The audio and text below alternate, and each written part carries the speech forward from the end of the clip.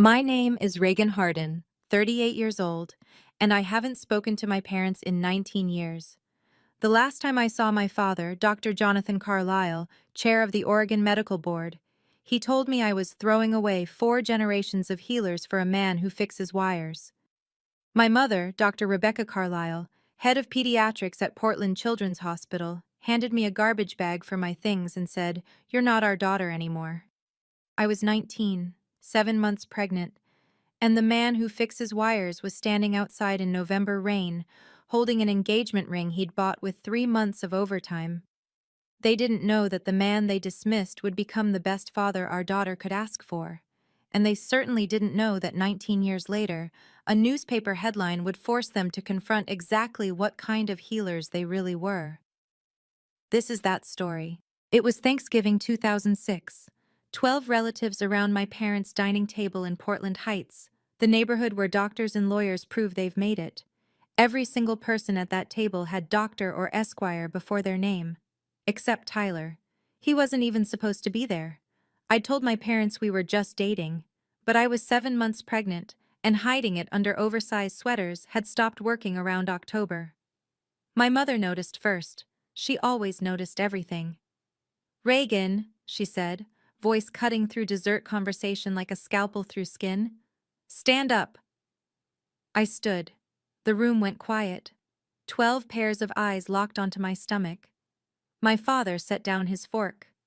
The Carlisle family crest hung behind him on the wall. Sanare est munus, to heal is our duty. My grandmother had founded Oregon's first women's medical practice in 1952. That crest was our religion. "How far along?" my father asked. "7 months. And the father?" Tyler Grayson. "He's an electrician. We're getting married." My uncle, cardiac surgeon, West Coast pioneer in valve replacement, actually laughed. "An electrician? Reagan, please tell me this is some kind of stress-induced delusion." My mother didn't laugh. She pulled out a manila folder from the sideboard drawer. Pre-planned. She'd known. Of course she'd known. "I had Morrison and Associates run a background check," she said, sliding the folder across the table. "3 weeks ago." The room temperature dropped 20 degrees. She opened the folder.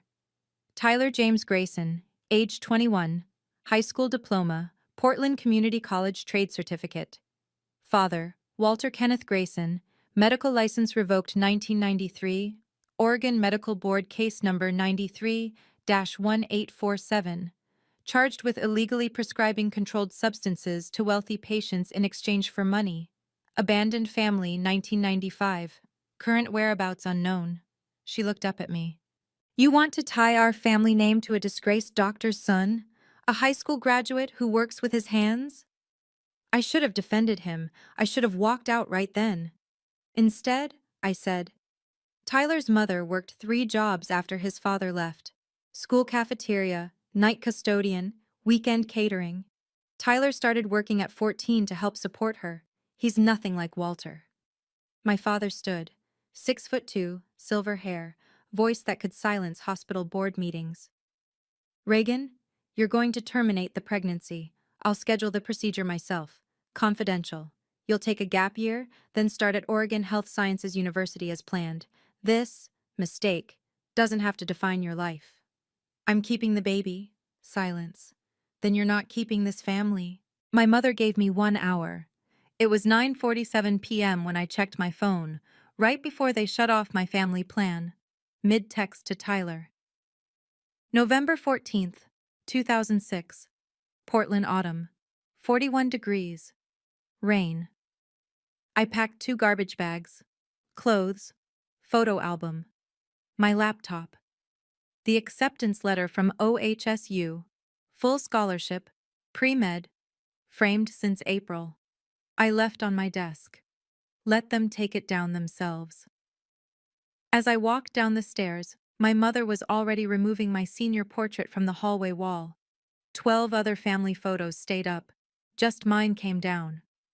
"Mom," I said. My voice cracked. I hated that it cracked. "Please, I'm still your daughter." She didn't look at me. "No." You were my daughter. Now you're just a cautionary tale we'll tell at dinner parties. The front door was heavy oak, imported. My father had it installed when I was 10, after he made chief of the medical board. He said it was befitting our station. I pulled it open. Tyler's truck, 1998 Ford F-150, white with rust spots, passenger door that didn't lock properly, was idling at the curb. Exhaust mixing with rain. He saw me, got out, took the garbage bags without asking what happened, put them in the truck bed, covered them with a tarp so they wouldn't get soaked. Then he opened the passenger door. The interior light was broken, but I could see his face. 21 years old, electrician's apprentice making $18 an hour, wearing the only suit he owned, the one from his mother's funeral in 2003. I already called the courthouse, he said quietly. We can get married Friday. That's when I cried.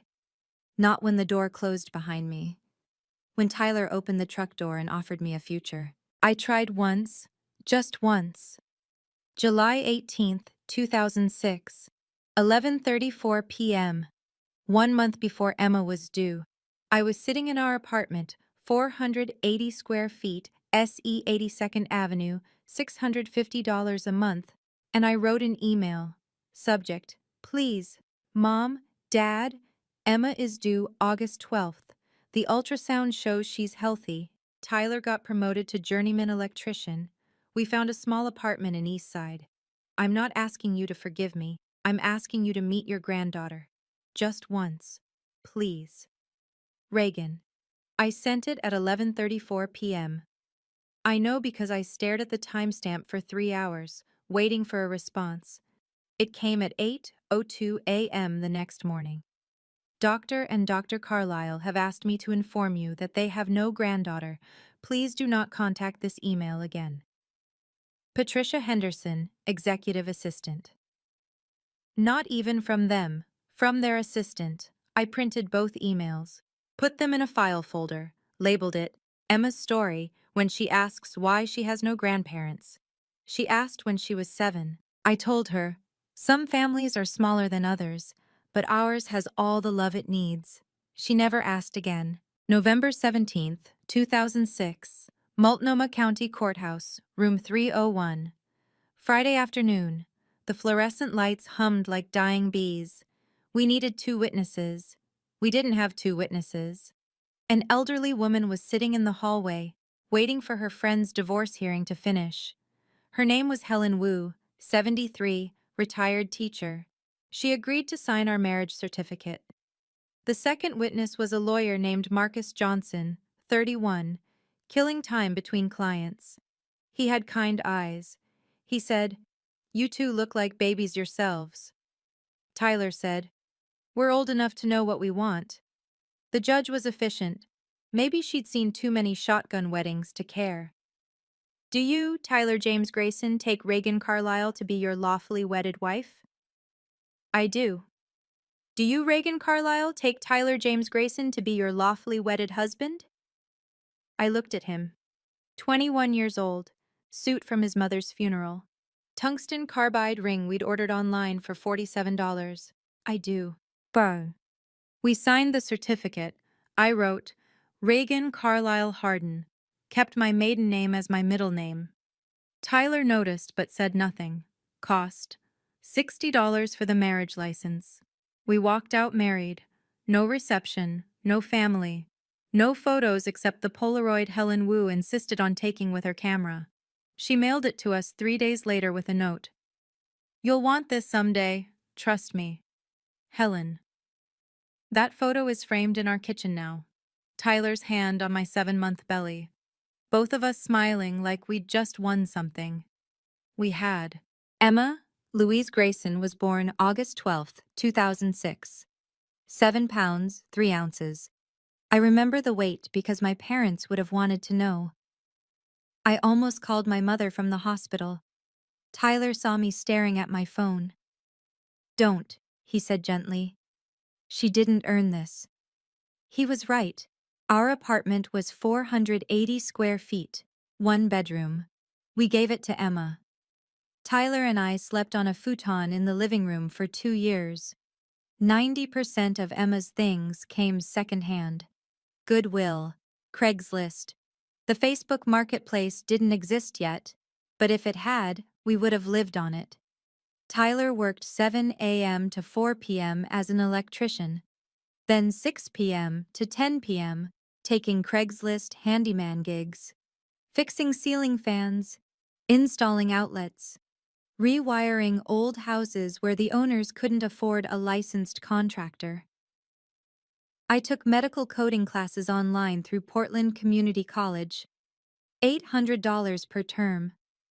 I studied while Emma napped, took exams while Tyler watched her, got my certification in 18 months. First job, medical billing clerk at OHSU. $18 an hour. The irony wasn't lost on me. I was coding surgeries at the same hospital where my parents worked. Different building, different department. We never crossed paths. But I saw my mother's name on paperwork sometimes. Dr. Rebecca Carlisle, pediatrics. Her signature on consultation notes. I'd code the visits, bill the insurance, make sure the families didn't go bankrupt. That was healing too, just not the kind my parents recognized. One night, Emma spiked a fever. 103.2 degrees Fahrenheit. She was 11 months old. I grabbed my phone. My mother's number was still saved. Dr. Rebecca Carlisle, head of pediatrics. She would know what to do. My thumb hovered over the call button. Tyler saw me, didn't say anything, just gently took the phone from my hand and said, "We'll take her to the ER. We'll figure it out." The bill was $1,200. We set up a payment plan, $50 a month for 2 years. We figured it out. March 15th, 2008. The housing market had just crashed. Foreclosures everywhere. Banks desperate to sell. We found a house. Southeast Portland. 4521 Southeast Hawthorne Boulevard. 3 bedrooms. Built in 1952. The wiring was a disaster. Knob and tube, aluminum, amateur DIY fixes that should have burned the place down years ago. The realtor said most buyers were scared of the work. Tyler walked through with a voltage tester and a flashlight, checked every outlet, every switch, every junction box. "Wiring is a mess," he told me in the kitchen. "But I can fix it." "How long?" 3 months, nights and weekends. "Can we afford it?" He pulled out the inspection report, highlighted the problems, showed me the comps. "With the crash, this place is $165,000. We have $8,000 saved. That's enough for the down payment. Mortgage will be about $950 a month. Less than rent once I finish the repairs, and we get it reappraised." I looked at him. "You've already done the math." "I always do the math." We bought it. Tyler rewired the entire house in 11 weeks, every night after work, every weekend.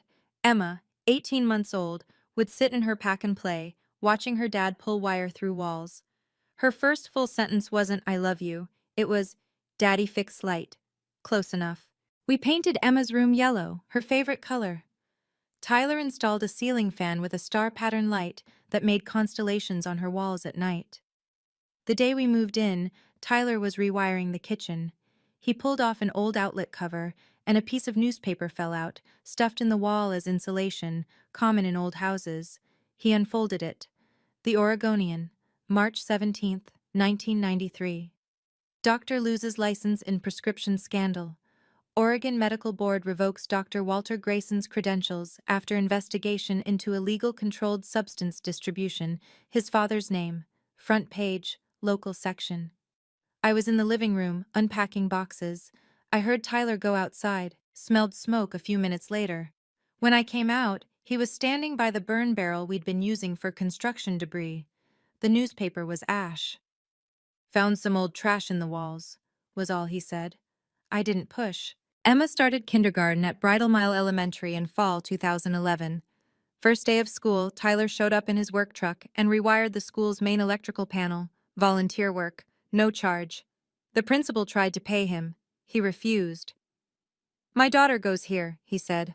I want it safe.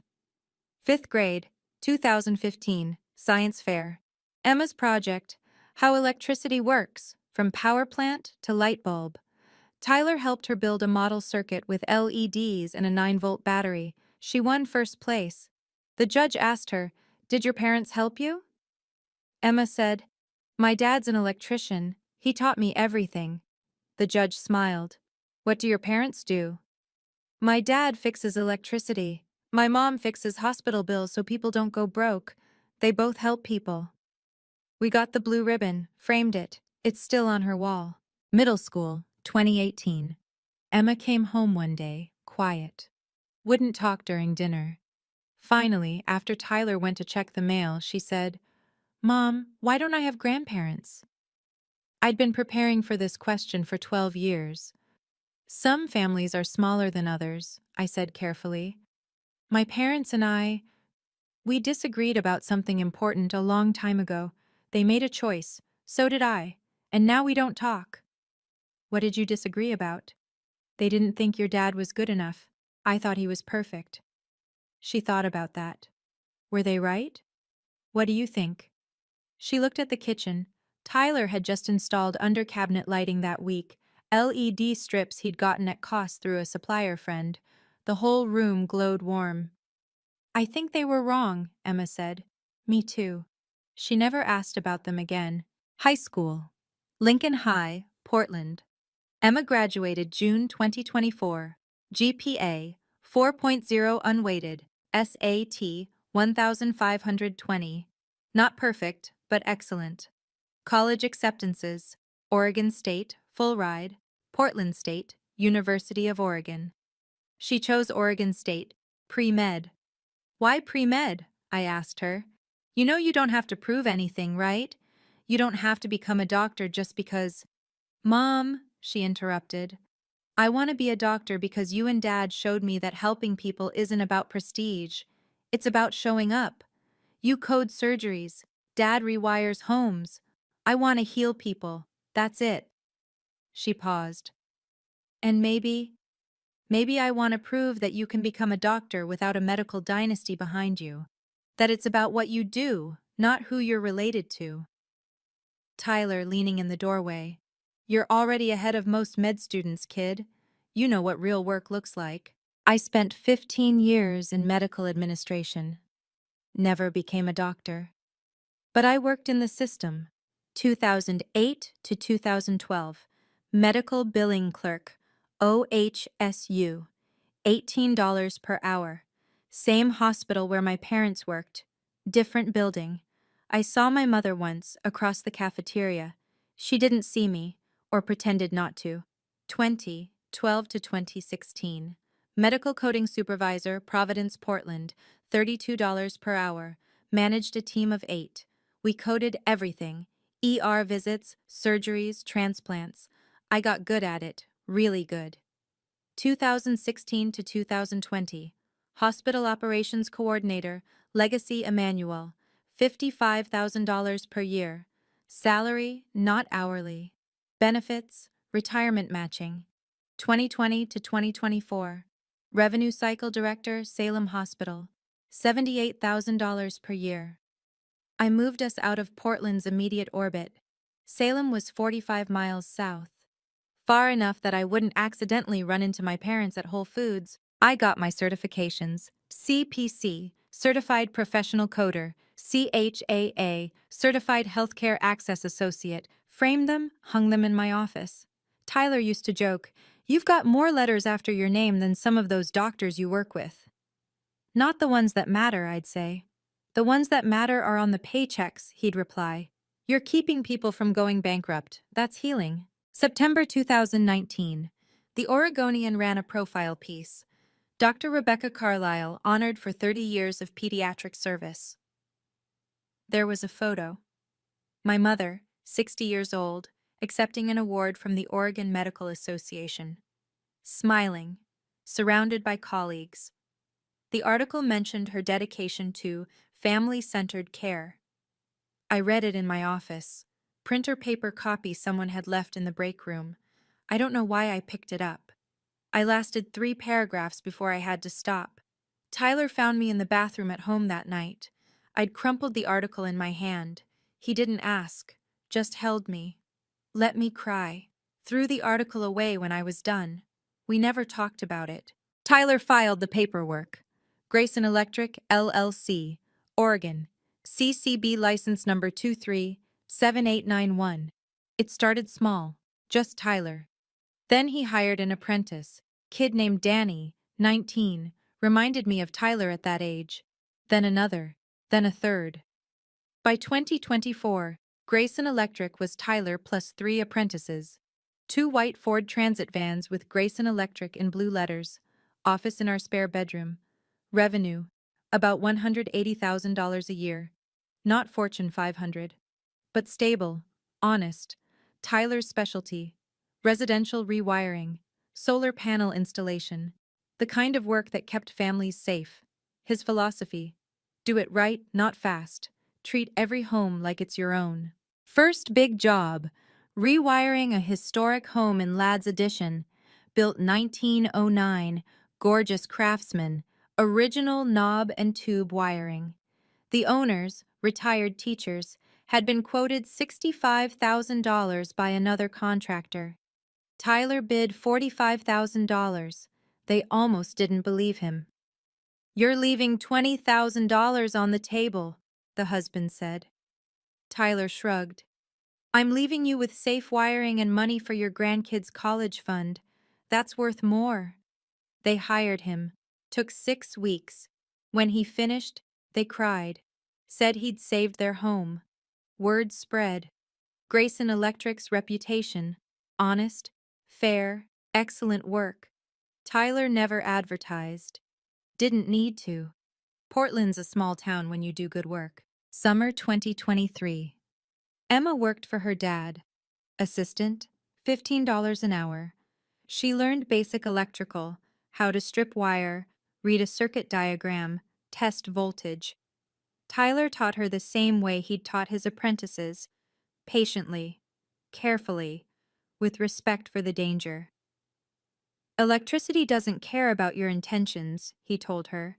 "It only cares about the path you give it. Medicine's the same. You can want to heal someone, but if you don't know what you're doing, you'll hurt them. Knowledge protects people." Emma, pulling wire through a conduit. "Is that why you never went back to school? Because you already had the knowledge?" "Partly, and partly because I had you and your mom. School would have meant less time with you. I didn't want less time." "Do you regret it?" "Not even a little." September 3rd, 2025, Wednesday morning, 9:42 a.m. I was at work, Salem Hospital, Revenue Cycle Office. Tyler was home, planning a job bid. FedEx knocked. Tyler signed for a thick envelope. International shipping. Return address. Ashworth and Klein International Law, Sydney, Australia. He called me. "Babe, we got something weird." "Weird how?" "Lawyers from Australia. Envelope weighs like 2 pounds." "Open it." He did. I heard paper rustling. A long silence. "Tyler?" His voice was flat, distant. "It's from my father." I drove home. 45 minutes, Salem to Portland. Broke every speed limit. Tyler was sitting at the kitchen table. The letter laid out in front of him. He'd read it 3 times, he said. Couldn't make it make sense. I picked it up. Ashworth and Klein International Law. Sydney, Melbourne, Perth. September 3rd, 2025. Mr. Tyler James Grayson, 4521 S.E. Hawthorne Boulevard, Portland, OR 97215R.E. Estate of Walter Kenneth Grayson. Notification of inheritance. Dear Mr. Grayson, this firm represents your father, Walter Kenneth Grayson, D.O.B., March 17, 1959, currently residing in Perth, Western Australia. We are writing to inform you that you have been named sole beneficiary of Mr. Grayson's estate, valued at approximately 15.3 million Australian dollars, 10.2 million US dollars. Your father wishes to meet you before his passing. Attached, please find medical documentation regarding his current health status and a matter of some urgency requiring your review. We understand this notification may come as a shock. Mr. Grayson has instructed us to make clear. The inheritance is irrevocable and unconditional. However, he respectfully requests the opportunity to speak with you regarding a time-sensitive medical situation. Please contact our office at your earliest convenience. Sincerely, Jonathan Ashworth, Senior Partner. I looked at Tyler. $10 million. Keep reading, he said quietly. I flipped through the attachments. Estate summary, will draft, DNA test offer. He'd even thought of that, proving paternity after 30 years. Then the medical files. My hands stopped. I've spent 15 years coding medical records. I can read a chart faster than most doctors. Patient. Walter Kenneth Grayson. D.O.B. March 17, 1959. Age 66. Diagnosis: end-stage renal disease, ESRD, stage 5, CKD. Current treatment: hemodialysis, 3 times weekly. GFR: 8 milliliters per minute per 1.73 meters squared, normal greater than 90. Prognosis without transplant: 6 to 18 months, Australian transplant. Wait list: 4 to 7 years, low priority due to age. I looked up. He's dying. Tyler's face was stone. He left when I was 10. I'm 40 now, 30 years, and now he wants to talk because he's dying? There's more. I kept flipping, found the transplant coordinator's note. Urgent living donor search initiated June 2025. Familial match priority. Patient has one biological son, Tyler Grayson, age 40, Oregon, USA. Investigating extended family for potential donors. I felt cold. Tyler, he's not just looking for you, he's looking for a kidney. The next section was a private investigator's report. Gibson and Associates, Perth. Dated July to August 2025. They'd been watching us. Subject surveillance summary. Target: Tyler James Grayson plus family. Duration: July 15th to August 30th, 2025. Family composition: Tyler James Grayson, 40. Master electrician. Owner: Grayson Electric, LLC, Regan. Carlisle, Hardin, 38. Revenue Cycle Director. Salem Hospital. Emma Louise Grayson, 19. Oregon State University, Pre-Med Year 1. Findings: subjects reside 4521 SE, Hawthorne, Portland, Oregon. Owned mortgage balance $127,000. Combined household income: approximately $165,000 per year. No criminal records, credit scores 720, plus Emma Grayson. Blood type: O positive, date of birth: August 12, 2006. Strong familial bonds observed. No contact with maternal grandparents, Carlisle family, since 2006. Medical records obtained via Australian court order for transplant matching. Emma Grayson, blood type O+, no significant medical history, excellent health. Recommendation: approach via legal representation. Direct contact likely to be rejected given estrangement history. There were photos. Emma on Oregon State's campus, August 15th, 2025. First day of classes. She was wearing her backpack, smiling, talking to another student. Tyler at a job site, July 22nd, installing a solar panel. Me leaving Salem Hospital, July 18th, coffee cup in hand. They'd been following us for 6 weeks. Tyler's hands shook when he saw Emma's photo. He's been watching our daughter. His voice wasn't angry, it was something colder, protective. We need to talk to Emma, I said. September 10th, follow-up email from Ashworth and Klein. Mr. Grayson, we understand this is overwhelming. Mr. Walter Grayson does not expect forgiveness. However, he wishes to 1. Meet you and your family, all expenses paid, Perth or Portland, your choice. 2. Establish inheritance trust, 10.2 million US dollars, transferred immediately upon his passing regardless of any other decisions. 3. Discuss a matter of medical urgency. He requires a kidney transplant. Initial HL. A typing suggests you and Slash or your daughter Emma may be compatible donors. He asks only for the chance to explain and to ask for help. Time sensitive. Please respond within 14 days. Respectfully, Jonathan Ashworth. Tyler read it twice. Then he looked at me. He wants Emma's kidney. I chose my words carefully. He wants to meet her. The kidney is… bullshit. Tyler's voice was flat, certain. If he dies, we get the money anyway. The trust is irrevocable. He doesn't need our cooperation for that. So why is he asking to meet us? Why now? Because he needs something from us first. He was right. I knew he was right. What do we tell Emma? I asked. Tyler stared at the email for a long time. Then he said, the truth. All of it. And then we let her decide about her own body. Because that's what parents do. They protect their kids' choices, not make choices for them. September 12th. Tyler sent a one-sentence reply. I need to talk to my daughter first. She's 19. She decides about her own body. The lawyers responded within an hour. Understood. We respect that completely. Please let us know how you'd like to proceed. We had a week to figure out what to say. September 13th, 2025, 8:30 p.m. Kitchen table. Same table where we'd eaten dinner as a family for 17 years. Emma was home from Oregon State for the weekend. She knew something was wrong.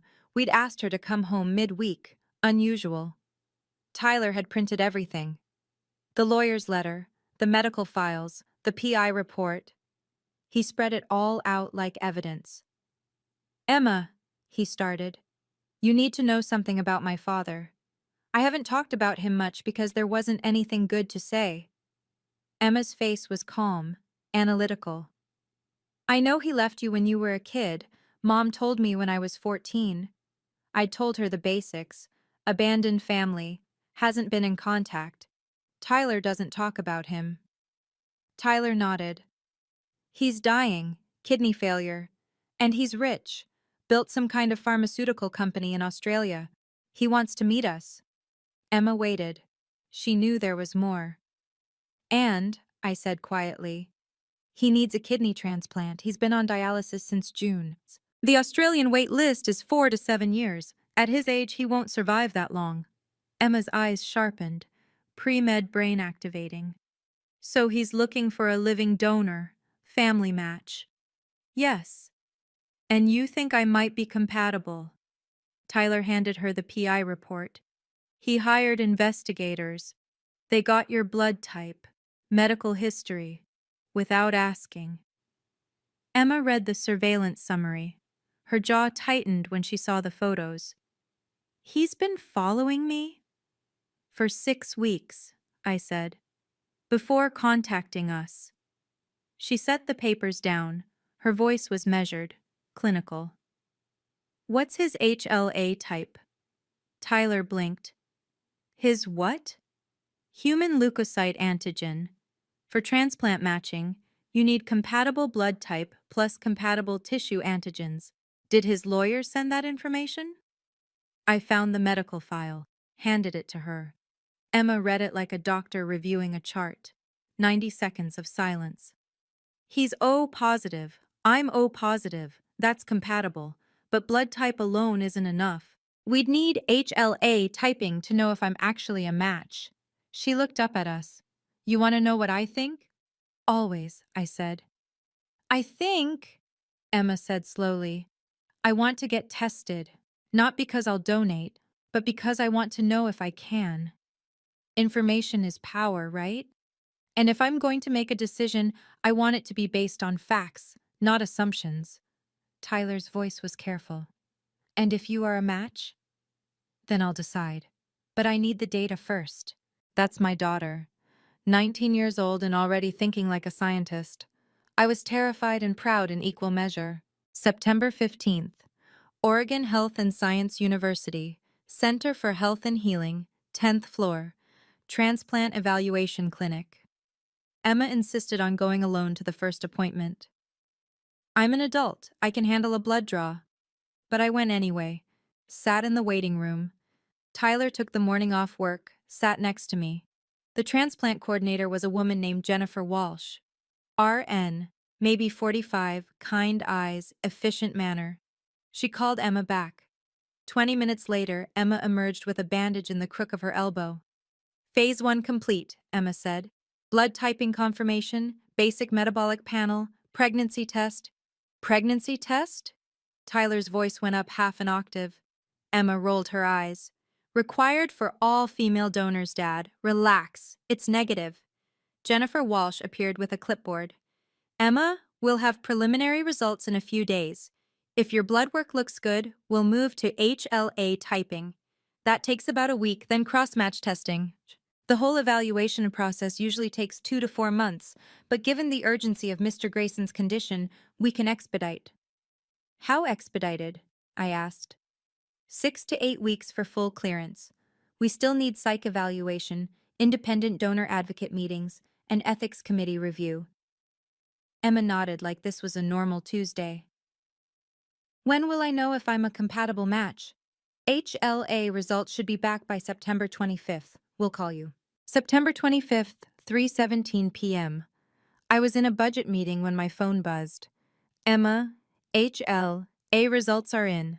I'm a 5/6 antigen match. Coordinator says that's excellent for a grandparent-grandchild donor. I excused myself from the meeting, called her immediately. 5 out of 6? I asked.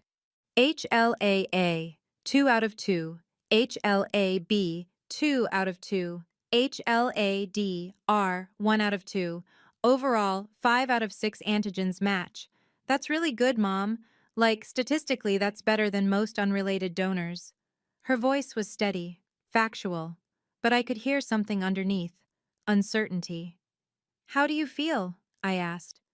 Long pause. I don't know yet. Can you and Dad come over this weekend? I need to talk through some things. Of course. September 28th. Emma's dorm room. Oregon State, Corvallis, 90 miles south of Portland. Emma had printed out medical journal articles, spread them across her desk like she was preparing for an exam. Okay, she said. I need to understand this completely, so I researched. Tyler and I sat on her dorm bed. Emma stood, professor mode. Living kidney donation is major surgery. Laparoscopic nephrectomy. They take one kidney out through a 3 to 4 inch incision. Hospital stay, 2 to 3 days. Full recovery, 4 to 6 weeks. She pointed to a printout. Risks for me, 1 in 3,000 chance of death during surgery. Small but real. Long-term risk of kidney disease increases slightly. Not hugely, but it's there. If I ever need a transplant myself, I'd be lower priority because I only have one kidney. Tyler's face had gone pale. 1 in 3,000. It's the same risk as a C-section, Emma said. Low, but not zero, she continued. For pregnancy, if I ever have kids, one kidney means higher risk of preeclampsia, gestational hypertension. Manageable, but something to monitor. And for Walter? I asked. 5-year survival rate with a 5/6 match from a living donor, 85 to 90%. That's really good. Way better than deceased donor or staying on dialysis. She sat down. So here's where I'm stuck. Medically, I can do this. The risks to me are small. The benefit to him is huge. But? Tyler prompted gently. But he's a stranger. I don't know him. He hurt you. And there's $10 million attached to this, which makes me wonder if I'm being... She struggled for the word. Coerced, I finished. Yeah. Tyler leaned forward. The money is yours either way. The trust is irrevocable. Even if you say no, when Walter dies, the money goes to me, which means it goes to our family. You're not choosing between helping him and getting paid. You're choosing between helping him and protecting yourself. Emma looked at him. And what would you choose? I don't know, Tyler said honestly. He left me when I was 10, didn't call, didn't write, 30 years of nothing, and now he shows up dying and rich and needing something. Part of me wants to tell him to go to hell. And the other part? Emma asked. The other part remembers being 10 years old and wondering if maybe I did something wrong, if maybe I wasn't good enough. And I wonder if meeting him would answer that question, or just make it worse. Silence. Emma turned to me. Mom, what do you think I should do? I took a breath. I think you should do whatever lets you sleep at night. If you donate, you'll wonder if you did it for the right reasons. If you don't donate, you'll wonder if you should have. Either way, there's no perfect answer. So you pick the answer you can live with. October 1st. Email from Dr. Patricia Morrison, OHSU, Ethics Committee Chair. Dear Emma, your transplant evaluation has been flagged for Ethics Committee review due to the complexity of your case. 1. You have no prior relationship with the recipient, estranged grandfather. 2. Financial inheritance, $10.2 million, creates potential coercion. Concern 3. You are a pre-med student, which may create pressure to save lives. 4. Family dynamics are complicated. Recipient abandoned your father 30 years ago. 5. Your age, 19, is legally adult, but young for permanent medical decision. Required. Independent donor advocate. Assigned. Robert Chen, MSW. Psychological evaluation, scheduled, October 8th. Ethics Committee hearing, scheduled, October 15th, 2 p.m., 2-week cooling-off period after hearing before final consent. You must attend the hearing. Family may attend if you wish. Sincerely, Dr. Patricia Morrison, Chief Ethics Officer, OHSU. Emma forwarded the email to our family group chat. Emma. So apparently my body is now a committee decision. Tyler. Want us there? Emma. Yeah, I might need backup. Me, we'll be there. October 8th, 2025. Wednesday morning. I woke up to 17 missed calls. Tyler's phone had 12. Emma's had 47. I opened my email. Subject line from my hospital's PR department. Media inquiry RE, your family. Please call ASAP. I called Emma first. She answered on the first ring. Mom, we're on the front page of the Oregonian. What? Front page, above the fold. There's a picture of OHSU and everything. I pulled up the Oregonian website on my phone. There it was. Disgraced doctor's secret fortune. Australian pharmaceutical mogul seeks Oregon granddaughter for life-saving transplant. By Michael Torres, investigative reporter. Portland. A medical ethics case unfolding at Oregon Health and Science University has reignited debates about living organ donation, family obligation, and the role of money in medical decision-making. Walter Grayson, 66, a former Oregon physician whose medical license was revoked in 1993 for illegally prescribing controlled substances, has built a pharmaceutical consulting empire in Australia worth an estimated $10 million. Now dying from kidney failure, Grayson is seeking help from the family he abandoned 3 decades ago, specifically his 19-year-old granddaughter Emma Grayson, a pre-med freshman at Oregon State University. Emma, who has never met her grandfather, is reportedly an excellent transplant match. But the case is complicated. Grayson has named his estranged son, Tyler, as sole heir to his fortune, leading ethics experts to question whether the inheritance constitutes coercion. The article continued for 1,200 words. Quotes from medical ethicists at NYU and Stanford. Details of Tyler's childhood. Emma's academic achievements. A sidebar about living donor risks. And then, buried in paragraph 8, adding another layer, Emma's maternal grandparents, Dr. Jonathan and Dr. Rebecca Carlisle, prominent Portland physicians, disowned their daughter 19 years ago when she became pregnant with Emma. They could not be reached for comment. My phone rang. Tyler. Did you see it? He asked. I'm reading it now. How the hell did this get out? I scrolled to the byline. Michael Torres, veteran investigative reporter, Pulitzer finalist in 2019. Insurance paperwork, I said, thinking out loud. Emma's student health insurance through Oregon State. The transplant evaluation forms would have included family medical history. Someone in the insurance processing chain must have leaked it. For how much? Does it matter?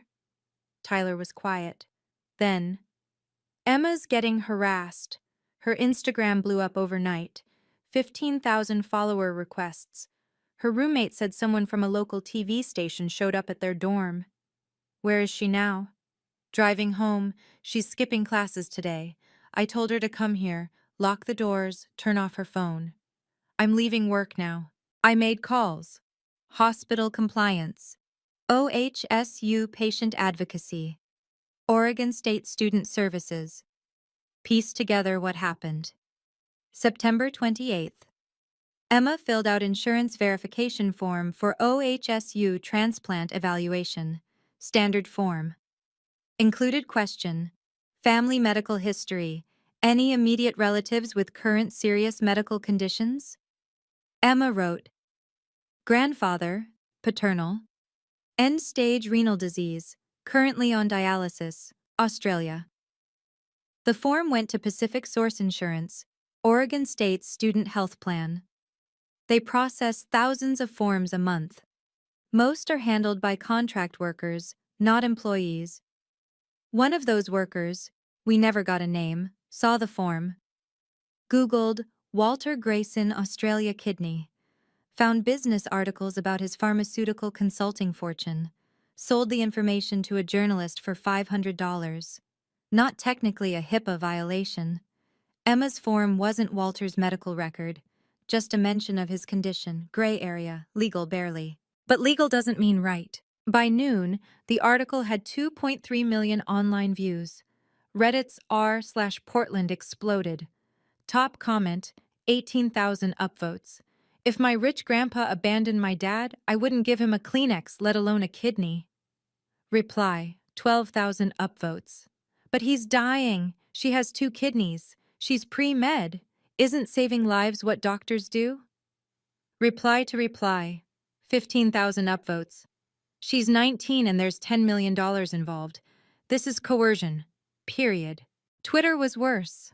Medical ethicist with 400,000 followers posted a thread. Living donation requires pure altruism. Financial incentive equals commodification of organs. This violates the National Organ Transplant Act. The Ethics Committee should deny this immediately. Christian influencer with 2 million followers. Honor thy father and grandfather. Forgiveness is divine. This young woman has the power to save a life. Pray she chooses mercy. Feminist account with 800,000 followers. A 19-year-old woman's body is not public property. Not her uterus, not her kidneys, hers, full stop. Emma's pre-med cohort at Oregon State was divided. Some thought she should donate. Commitment to healing. Hippocratic oath starts now. Others thought it was exploitative. She doesn't owe him anything. Family obligation is patriarchal bullshit. Her academic advisor called. Emma, do you need to take a leave of absence? This level of attention, it's a lot. Emma, according to Tyler, said, I just want to study in peace. Is that too much to ask?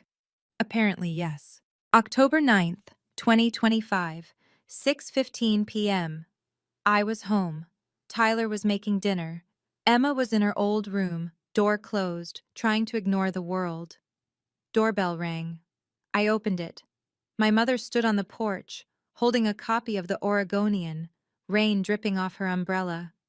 She looked old, 62, but she looked 70. Gray hair, shaking hands, expensive clothes that didn't quite hide how thin she'd gotten. Reagan, she said, her voice cracked. I saw the article. I didn't move, didn't speak. Can I come in? No. Please, I need to talk to you about Emma. You don't have a granddaughter, I said flatly. Your assistant told me that in 2006. Remember? Her face crumpled. I was wrong. We were wrong. Reagan, please. Tyler appeared behind me. Silent, arms crossed. My mother saw him. Her expression flickered, something between shame and defiance. Mrs. Carlyle, Tyler said quietly, you should go. I need to talk to my daughter. Your daughter told you to leave. Rebecca's voice rose, desperate. Your father is sick. He has Parkinson's. Early stages, but it's progressing. The medication costs $3,000 a month. We're struggling, Reagan. And when I saw the article, saw that Emma might be caught up in this. You saw $10 million, I interrupted. That's what you saw. No, I saw my granddaughter being pressured into.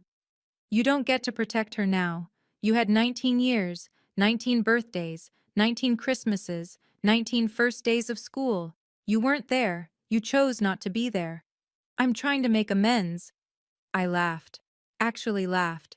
Bitter and sharp. Amends? You haven't apologized. You've just shown up when it's convenient. When there's money involved?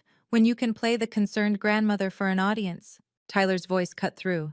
Dr. Carlyle, let me be very clear. You told Reagan she was throwing away 4 generations of healers for me. You called my family disgraced. You said I was beneath your standards. Rebecca started to speak. Tyler kept going. Now you want in on that disgrace because there's money attached? Because my father, the man you used as evidence that I was worthless, turned out to be richer than you? Silence. Get off my porch, Tyler said. Not loud, not angry, just final. Rebecca turned to me. Reagan, please, don't shut me out again. I didn't shut you out, I said. You shut me out. I'm just closing the door you left open 19 years ago. I shut the door. My mother didn't leave. She stood on the porch crying. I could hear her through the door. Finally, she said, loud enough for us to hear, your father's Parkinson's medication is bankrupting us. We have savings, but it won't last forever. And if Emma donates, if this family becomes tied to the Graysons, everyone will know. Everyone will know you chose them over us. Do you understand what that will do to our reputation? Tyler opened the door, fast, angry. Your reputation, he repeated. That's what this is about. Not Emma's well-being, not Regan's feelings, your reputation. Rebecca's face went red. I've spent 30 years building. You spent 30 years building a lie, Tyler said. That you're a good mother, that you're a compassionate doctor, that you care about family. The article just exposed it. And now you're here trying to control the narrative. He stepped back. Leave, now, or I call the police. Rebecca left, got in her Lexus, still expensive, still polished, still projecting success. As she drove away, she rolled down her window, called out, If Emma donates, this will follow you forever. The daughter who crawled back to the disgraced family for money. Is that really what you want? I didn't answer. But I thought, I chose them 19 years ago. You just didn't notice. October 15th, 2025, 2 p.m., OHSU, Center for Ethics and Healthcare, 11th floor, Conference Room C, glass walls overlooking Portland, rain streaking the windows, the city gray and soft below. 7 committee members at the head table, Dr. Patricia Morrison, Chair, Chief Ethics Officer, Dr. David Kumar, Transplant Surgeon, Lisa Tran, MSW, Social Worker. Reverend Michael O'Brien, Community Ethicist. Judge Sarah Hendricks, Retired, Legal Counsel. Maria Gonzalez, RN, Patient Advocate. Dr. Elliot Marsh, Psychiatrist. Observers, 8 medical students, ethics training. 2 credentialed journalists. Robert Chen, Emma's independent donor advocate. Emma sat in the front row, Tyler on her left, me on her right. On a 75-inch screen. Walter Grayson, live via Zoom from Perth Renal Center. Hospital room visible behind him. Gaunt face. Dialysis catheter in his neck. Oxygen cannula. This was the first time Tyler had seen his father in 30 years. Dr. Morrison called the meeting to order. This ethics committee has been convened to evaluate whether Emma Grayson can provide informed, voluntary consent to serve as a living kidney donor for her grandfather, Walter Grayson. This is not a decision-making body. We cannot force Emma to donate or prevent her from donating. Our role is to ensure her autonomy is protected. She looked at Emma. Do you understand why you're here? Yes, Emma said. Her voice was steady. And you've been assigned an independent donor advocate, Robert Chen, who has no affiliation with OHSU or your family. Correct? Correct. Then let's begin. Dr. Morrison addressed the screen. Mr. Grayson, you've requested the opportunity to speak. The floor is yours. Walter's voice was rough, weak, but clear. Thank you, Dr. Morrison. Committee members, Emma, Tyler. He coughed, took a breath. I'm calling from Sir Charles Gairdner Hospital in Perth. I understand you're evaluating whether my granddaughter can consent freely to donate her kidney. I want to be absolutely clear. I do not expect her to donate. I lost that right when I abandoned Tyler 30 years ago. Tyler's hands clenched on the armrest. Walter continued. I was a coward. I was an addict, not to drugs, but to the idea of fixing my mistakes by running from them. I lost my medical license in 1993 because I prescribed medications to wealthy patients in exchange for money to pay gambling debts. I destroyed my family. I destroyed my career. He paused. I ran to Australia, rebuilt a fortune in pharmaceutical consulting. But I can't rebuild trust. I can't undo leaving my 10-year-old son to grow up without a father. His eyes, on screen, pixelated, but still recognizable, found Tyler's. Tyler, if you're listening, you deserved better. You deserved a father who stayed, who showed up, who didn't choose shame over responsibility. I can't give you that now, but I can tell you, the man you became, the father you are to Emma, that's not my DNA. That's yours. Silence in the room. Dr. Morrison. Mr. Grayson, what happens to the inheritance if Emma declines to donate? She inherits anyway, through Tyler. The trust is irrevocable. My lawyers can confirm that. I made peace with dying. What I haven't made peace with is never apologizing to my son. This hearing, it's the closest I'll get. Judge Hendricks spoke up. For the record, I've reviewed the trust documents. Mr. Grayson is correct. The inheritance is not conditional on Emma's decision regarding donation. Dr. Morrison nodded. Noted. Mr. Grayson, thank you. Please remain available via Zoom. The door opened. My mother walked in. Emma didn't turn around. Tyler's jaw clenched. I felt ice slide down my spine. Dr. Morrison, this is a closed proceeding. I'm Dr. Rebecca Carlisle, my mother said loudly, head of pediatrics at Portland Children's Hospital. I'm Emma's maternal grandmother, and I have concerns about this proceeding. Dr. Morrison's face hardened. Dr. Carlisle, unless you have information directly relevant to Emma's medical capacity to consent, I'm going to ask you to leave. I have concerns about coercion, Rebecca said, moving to the front of the room. Emma is 19, technically an adult, but neurologically, her prefrontal cortex won't fully develop until age 25. She's pre-med, which means she's been socialized to believe doctors save lives at any cost. The financial incentive of $10 million creates unconscionable pressure. She turned to the committee.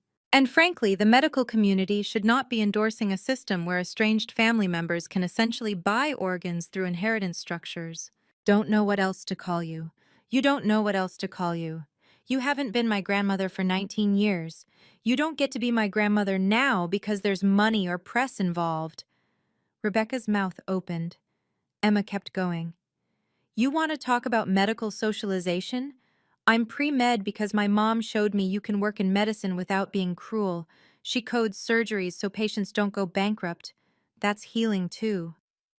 Emma's voice stayed calm, clinical. You talk about coercion? You put my mother on the street when she was pregnant with me. You refused to meet me. You told her she had no daughter.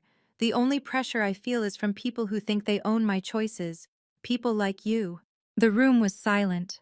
Rebecca's face had gone pale. Judge Hendricks spoke quietly. Dr. Carlisle, unless you have information directly relevant to Emma's medical capacity, please refrain from further comment.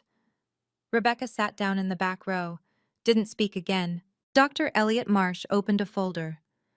I conducted a 90-minute psychological evaluation of Emma Grayson on October 12th, standard assessment for living donor candidates. He read from his notes. Cognitive capacity, intact. Emma demonstrates advanced understanding of medical risks, including mortality risk, long-term kidney disease risk, and pregnancy complications. Coercion screening, no evidence of family pressure. Emma reports that her parents explicitly told her, quote, "Your choice, no judgment." She feels supported regardless of her decision. Financial motive assessment. Emma is aware of the inheritance. When asked about it, she stated, "I don't make medical decisions based on money. If I did, I'd probably donate for $10 million, but I might not. That's the point." Dr. Marsh looked up. Psychological readiness. Emma is conflicted, appropriately conflicted. She's weighing complex ethical factors: family obligation, bodily autonomy, mortality risk, long-term health. This is healthy decision-making, not dysfunction. He closed the folder.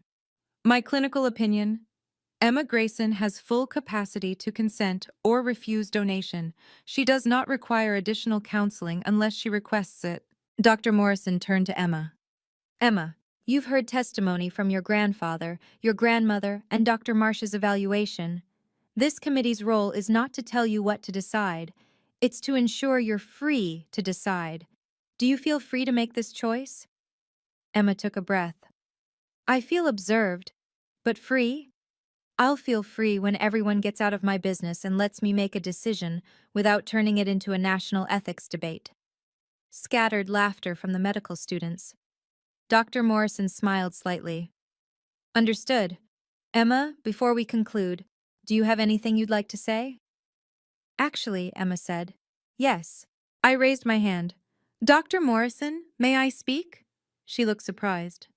Mrs. Harden, you're not a required party to this hearing. I know, but I have information relevant to the question of external pressure on Emma. Specifically, who's actually been pressuring her? Dr. Morrison considered. Proceed. I stood, pulled out a folder I'd prepared, handed copies to the committee clerk who distributed them. I'd like to submit evidence. Document 1. Email, July 18, 2006. Projected on the screen for everyone to see. From Regan Carlisle. To Dr. Jonathan Carlisle. Subject: Please, Mom. Dad. Emma is due August 12th. The ultrasound shows she's healthy. Tyler got promoted to journeyman electrician. We found a small apartment in East Side. I'm not asking you to forgive me. I'm asking you to meet your granddaughter. Just once, please. Reagan. Response: from Patricia Henderson, Executive Assistant, to Regan Carlisle. Sent July 19, 2006, 8:02 a.m. Dr. and Dr. Carlisle have asked me to inform you that they have no granddaughter.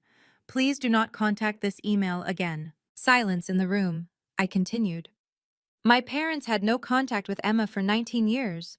No birthday cards, no Christmas gifts, no acknowledgement of her existence. Document 2. The Oregonian article, October 8, 2025. Highlighted section. Adding another layer.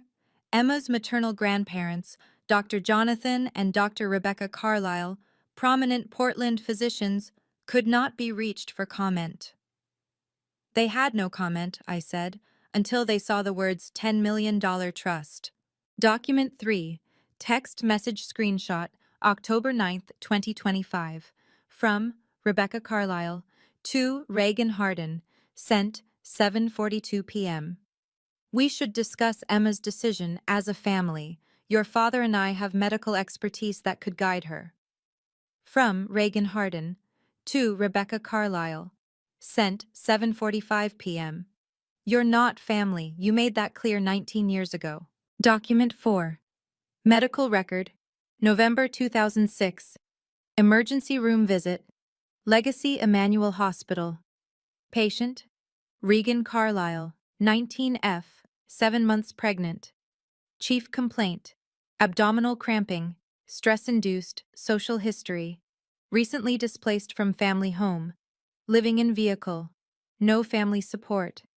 Diagnosis: Braxton Hicks contractions, severe stress. I looked at the committee. I was 7 months pregnant, living in Tyler's truck. I had stress-induced contractions. The ER social worker asked if I had family support. I said no. My voice stayed calm, factual. My parents are doctors who abandoned a patient. Their daughter. Walter Grayson is a disgraced doctor who's trying to apologize. I don't forgive either of them, but only one of them is honest about what they are. Rebecca in the back row had her head down, crying silently. Dr. Morrison looked at the documents, then at me. Mrs. Hardin, thank you for this context. It's illuminating. She turned to the committee. Any questions for Mrs. Hardin? Silence. Then let's move to Emma's statement. Dr. Morrison addressed Emma directly. Emma, you've been medically cleared, psychologically cleared. This committee finds you have full capacity to make this decision without coercion. The question is simple. Do you consent to donate your kidney to Walter Grayson? Emma stood, looked at the committee, at Walter on the screen, at Tyler and me. Then she spoke. No. Pause. Let it land. Not because of the money, not because of my grandparents, either set, but because I'm 19, and I want to have kids someday, and I want to finish medical school, and I want to know that if my kidney ever fails, I have a backup. Her voice was steady, clear. I want to be a doctor who saves lives, but I can't save everyone, and I shouldn't have to destroy my own body to prove I'm compassionate. She looked at the screen, at Walter. Walter, I'm sorry. I hope you find another donor. But it won't be me. Tyler stood, wrapped Emma in a hug, tight. I squeezed her hand, whispered, I'm proud of you. On screen, Walter nodded slowly, his eyes were wet. Thank you for considering it, Emma. That's more than I deserved. Dr. Morrison stood. This committee finds that Emma Grayson has made an informed, voluntary decision to decline donation. Her autonomy is affirmed. This hearing is concluded. As people filed out, a journalist approached Emma. Can I quote you for a follow-up article? Emma looked at him, exhausted, but firm. Only if you quote this: my body, my choice. End of story. October 15th, 4:30 p.m. I-5 South, driving home from the hearing. Tyler drove. I sat passenger seat. Emma in the back, headphones on, staring out the window. We didn't talk for 20 minutes. Finally, Tyler broke the silence. You okay, Em? Emma pulled out one earbud. I think so. I keep waiting to feel guilty, but I just feel tired. Guilt is what other people try to put on you, I said. You don't have to carry it. Do you think Walter hates me? Tyler glanced in the rearview mirror. No. I think he understands exactly what it's like to make a hard choice and live with it. Emma nodded, put her earbud back in. My phone buzzed. Email from Ashworth and Klein. Mrs. Hardin, Mr. Grayson asked me to convey a message to Emma. Thank you for your honesty. The inheritance proceeds as planned. No conditions, no resentment. Respectfully, Jonathan Ashworth. I showed it to Tyler. He read it, nodded once. We drove the rest of the way in silence. October 17th. The Oregonian published a follow-up. She said no. Oregon teen declines billionaire grandfather's transplant request. By Michael Torres. In a decision that challenges conventional narratives about family obligation, 19-year-old Emma Grayson has declined to donate a kidney to her estranged grandfather, Walter Grayson, despite being an excellent medical match. My body, my choice, end of story, Emma told this reporter after an Oregon Health and Science University Ethics Committee hearing Tuesday.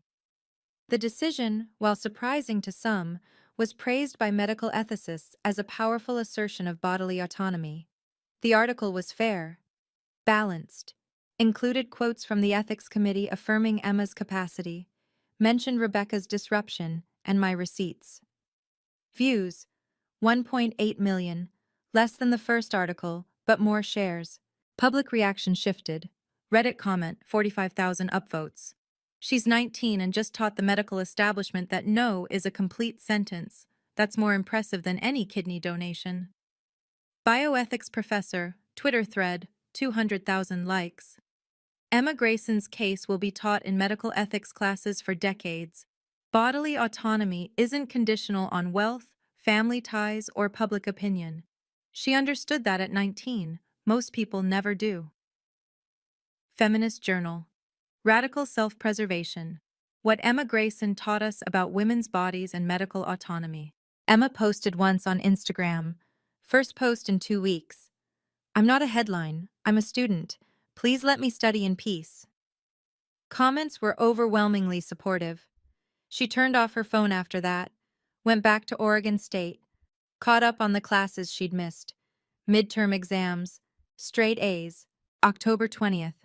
My mother texted. Rebecca. Reagan, please, can we talk? Not about Walter. About us. Me. There is no us. There hasn't been for 19 years. Rebecca. I made a mistake. Your father is sick. We don't have much time. Me. You had 19 years. Emma had 19 birthdays, 19 Christmases, 19 first days of school. You chose not to be there. Don't weaponize Dad's Parkinson's to guilt me now. Rebecca. I'm trying to make amends. Me. Amends require accountability. You haven't apologized. You've just shown up when it's convenient. Rebecca. Please don't shut me out again. Me. I didn't shut you out. You shut me out.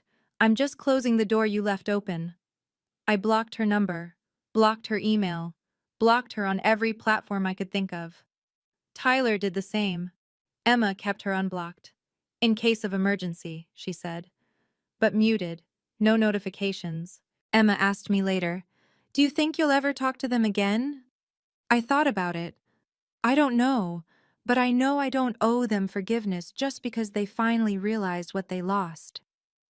Fair, Emma said. November 2025. Walter's health declined rapidly.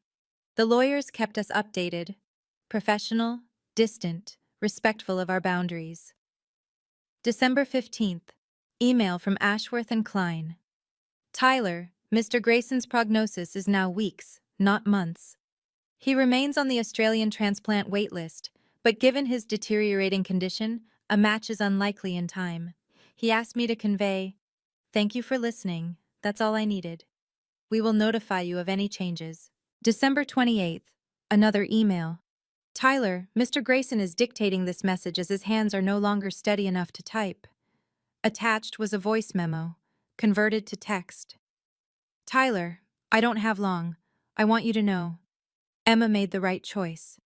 I'm relieved she said no. Not because I wanted to die, but because I didn't want her to carry me for the rest of her life. She deserves to be light. The money is yours. Use it however you want. I hope some goes to Emma's medical school, not because she owes me anything, but because she's already a better healer than I ever was, and she hasn't even started yet. I'm sorry I wasn't your father. You became a better man without me than you ever would have with me. Walter. Tyler read it alone in the garage. His workshop. The place he went to think. I found him there an hour later. He'd been crying. Tools spread out on the workbench, untouched. He's right, Tyler said quietly. Emma did make the right choice. I sat next to him. Didn't say anything. I'm not glad he's dying, Tyler continued.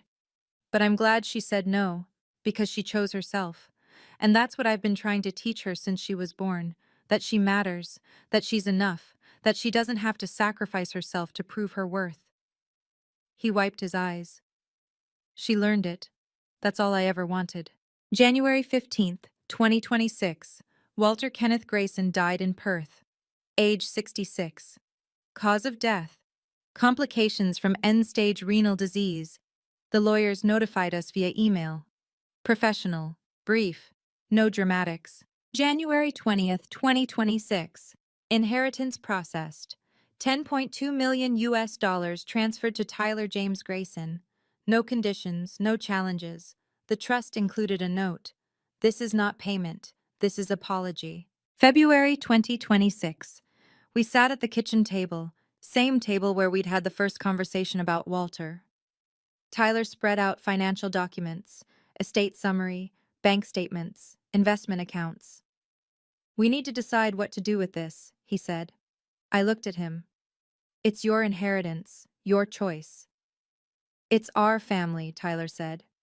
Our choice. Emma, home from Oregon State for the weekend, nodded. What do you want to do? Tyler had already been thinking. Of course he had. I want to make sure you never have to choose between medical school and debt. And I want to help people who got kicked out like your mom did. We made a plan. Emma's education fund, $500,000, covers undergrad, med school, living expenses, no loans, no debt, freedom. Grayson Electric expansion, $1 million. Hire 5 more electricians. Focus on low-income housing. Rewiring old homes where families can't afford safety upgrades. Sliding scale payment. Nobody gets turned away. Second chance. Family fund, $2 million. Grants for young parents disowned by families, housing deposits, medical bills, childcare, education, no strings attached. Emergency fund, $1 million. Family security, medical expenses, life's curveballs, charitable donations, $3 million. Split between OHSU transplant research, foster care support, Oregon Health Plan expansion advocacy, investment/savings, $2.7 million, long-term security. Emma's kids someday, Tyler's retirement. First recipient of the Second Chance Family Fund, a 22-year-old woman named Ashley, pregnant, kicked out by religious parents for refusing to give the baby up for adoption. She applied after reading about Emma's story, wrote, "Your family showed me that love doesn't require DNA. I want to prove that to my baby too." Grant, $15,000. First month's rent, security deposit, baby supplies, medical bills. Tyler met her once, handed her the check. She cried. "You don't have to thank me," Tyler said. "Just be the parent you wish you'd had." March 2026. Emma went back to Oregon State. Campus life had calmed down. The news cycle moved on. She was just another pre-med student again. Mostly. Her bioethics professor asked her to guest lecture. Personal experience with medical decision-making under public scrutiny. Emma declined. "I'd rather write about it than talk about it." She wrote an essay instead, for her Ethics 301 class. Prompt: describe a time you made a controversial ethical decision. Emma's opening line: I said no to my dying grandfather. The world called me selfish. I call it survival. Both can be true. She got an A+. The professor asked to submit it to the Journal of Medical Ethics, student section. Emma said yes, summer 2026. Emma applied for an internship at OHSU Ethics Committee. Paid position, competitive. She got it. Her first day, Dr. Patricia Morrison, the woman who'd chaired Emma's own hearing, shook her hand. "I'm glad you're here," Dr. Morrison said. "We need people who understand that saying no is just as important as saying yes." Emma smiled. "That's what I want to teach doctors, that patients are allowed to refuse. Even family, even when it's hard." "Good," Dr. Morrison said. "Start by auditing next week's donor evaluation. See if you can spot coercion red flags." Emma was already taking notes. April 2026. I did something I'd never done before. I Googled Walter Grayson's obituary. Found it. Perth Remembrance Gardens. Online memorial page. Photos of Walter. Young. Medical school graduation, 1985. Middle-aged. Australia. Accepting some business award, 2010. Old. Recent photo. Thin and tired. A guest book. People had left messages. Brilliant consultant. Tough negotiator. generous mentor. Walter helped me build my pharmaceutical distribution company. I owe him everything. A complicated man, flawed but honest about his flaws. I scrolled to the bottom, clicked, leave a message, typed, Walter, I never met you. You hurt my husband in ways I'll never fully understand. But you also gave us something unexpected, the truth. You didn't pretend the money erased your mistakes. You didn't demand forgiveness. You let Emma say no. That's more respect than my own parents ever gave me. I don't forgive you for abandoning Tyler, but I respect that you didn't abandon your apology. Rest in peace. Reagan Harden. I hit submit, never told Tyler. 3 months later, Tyler mentioned he'd visited the memorial page. I saw your message, he said. I froze. I'm sorry. I should have asked. No, Tyler interrupted. It was good. True, fair. He paused. I don't forgive him either, but I'm glad you wrote that. It's more than he deserved, which, I guess, is the point of grace. April 18th, 2026, 7:30 p.m. Emma was home for spring break, last night before heading back to Oregon State. Tyler cooked lasagna, his specialty. The kitchen smelled like garlic and basil and home. Emma helped with dishes. I watched them, this family we'd built. Emma turned to me, drying a plate. Mom, can I ask you something? Always. Do you regret choosing Dad over your parents? I thought about it, really thought. I regret that they made me choose, I said finally. That's different. Different how? Regret isn't about the choice I made. It's about the choice they forced on me. I chose love. I chose dignity. I chose a partner who showed up. I don't regret that. I regret that my parents couldn't see past their pride. Emma nodded slowly. Do you think they'll ever apologize? Like, really apologize? I don't know, but I'm not waiting around to find out. Tyler from the stove. You two are my family. That's enough. Emma smiled. Is it weird that I don't feel like I'm missing anything? Like, I know I should want grandparents, but you had everything you needed, I said. Love isn't about biology. It's about who shows up. Later that night, after Emma went to bed, Tyler and I sat on the porch, rain falling, classic Portland spring. We did okay, didn't we? Tyler asked. We did better than okay. We built something they couldn't destroy. Emma's going to be an amazing doctor. She already is. She just doesn't have the degree yet. Tyler took my hand, electrician's calluses, warm. We sat in silence, listening to the rain. People ask me if I have regrets. Here's what I regret. I regret that my parents couldn't see past their pride. I regret that Walter waited 30 years to apologize. I regret that Emma had to make a choice no 19-year-old should face. But I don't regret Tyler. I don't regret Emma. I don't regret saying no to people who only valued me when I was useful. My parents taught me that family is about bloodlines. Tyler taught me that family is about showing up. And Emma? Emma taught me that saying no, even when the whole world is watching, is the most powerful form of self-respect. My name is Reagan Harden. I'm 38 years old, and I haven't spoken to my parents in 19 years. I'm okay with that. We all are.